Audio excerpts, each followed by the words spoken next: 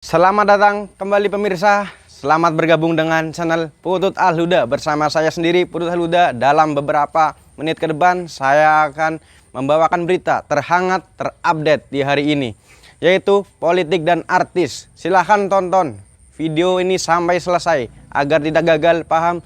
Salam waras, salam NKRI.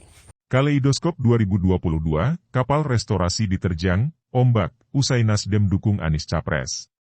Why not the best? Demikian diucapkan Ketua Umum Partai Nasdem Surya Paloh saat mendeklarasikan Anies Baswedan yang pada saat itu masih menjabat sebagai Gubernur DKI Jakarta, sebagai bakal calon presiden dari partainya. Setelah 2 periode mendukung kepemimpinan Presiden Joko Widodo, partai berjargon, Partai Restorasi, itu memilih jagoan baru untuk menghadapi pemilihan Presiden 2024 mendatang. Elektabilitas Anies yang tinggi berdasarkan hasil survei yang dilakukan sejumlah lembaga survei, disinyalir menjadi alasan Nasdem mengusungnya. Selain mengharapkan efek ekor jas, koatail efek, atas dukungan tersebut bagi Nasdem di pemilu 2024 mendatang. Tetapi, langkah besar Nasdem berbuah konsekuensi. Perahu restorasi dihantam berbagai ombak tiada henti, baik dari pihak internal maupun eksternal. Berikut rangkumannya. Hasto sebut biru lepas dari koalisi Sekretaris Jenderal PDIP Hasto Kristianto menunjukkan resistensinya atas keputusan Nasdem mengusung Anies. Pada perayaan HUT TNI tahun 2022 di kantor DPP PDIP, Jakarta Pusat, 9 Oktober 2022, ia menyiratkan pesan Nasdem bukan lagi bagian dari koalisi pemerintah. Ia memakai contoh lukisan tentang perobekan bendera Belanda di Hotel Yamato, Surabaya, dalam peristiwa 10 November 1945. Ya, biru itu dulu warna Belanda. Kalau sekarang kan ada warna biru lainnya juga ya. Anies kan banyak warna biru, tuturnya. Para pejuang kita kan ada bendera Belanda, birunya dilepas. Dan ternyata birunya juga terlepaskan dari pemerintahan Pak Jokowi sekarang, karena punya calon presiden sendiri, lanjut Hasto. Kader mundur karena berbeda pendapat. Beberapa kader Nasdem secara terang-terangan menyampaikan keputusannya untuk mundur karena tak sepakat dengan keputusan pendeklarasian Anies sebagai capres. Sekretaris Garda Pemuda Nasdem Dewan Perwakilan Daerah, DPD, Kota Semarang, Hanandityo Narendro menilai Anies terlibat dalam politik identitas. Menurut saya Anies Baswedan pernah terlibat dalam politik identitas yang menurut saya tak pas, sebutnya 5 Oktober 2022. Begitupun Wakil Sekretaris DPD Partai Nasdem Kota Semarang, Syafih Pahlevi Lontoh yang mengaku hati nuraninya tak sesuai dengan langkah partai. Kader lain yang mundur dan Andreas Acui Simanjaya dari Kalimantan Barat dan Niluh Jelantik. Pelukan Surya Paloh pada Jokowi yang tak berbalas dalam perayaan HUT Partai Golkar, 21 Oktober 2022, Jokowi dan Surya Paloh bertemu. Namun saat berjumpa, pelukan Surya pada Jokowi tak berbalas. Dalam video yang beredar, nampak tangan kiri Surya merangkul punggung Jokowi, dan tangan kanannya menepuk tangan kiri mantan wali kota Solo itu. Tapi Jokowi tak memeluk balik, ia hanya menepuk pundak kiri bos media grup tersebut. Dikonfirmasi, Surya mengklaim hubungannya dengan Jokowi baik-baik saja. Ia merasa tak ada yang salah dengan gestur itu. Kemesraan keduanya, lanjut dia, tak melulu harus ditunjukkan di depan publik.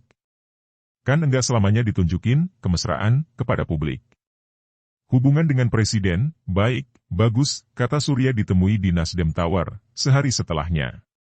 Surya juga menanggapi isu reshuffle yang kemungkinan bakal berdampak pada 3 kader Nasdem yang saat ini menjabat sebagai menteri.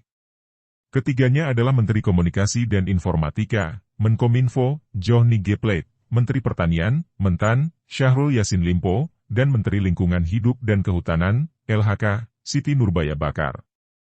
Ia mengaku menghargai semua keputusan Jokowi, apalagi reshuffle merupakan hak prerogatif seorang presiden. Namun untuk Surya, tak ada alasan dari kader Nasdem mesti mengundurkan diri. Pasalnya, hingga kini Nasdem terus mendukung pemerintahan Jokowi Maruf Amin.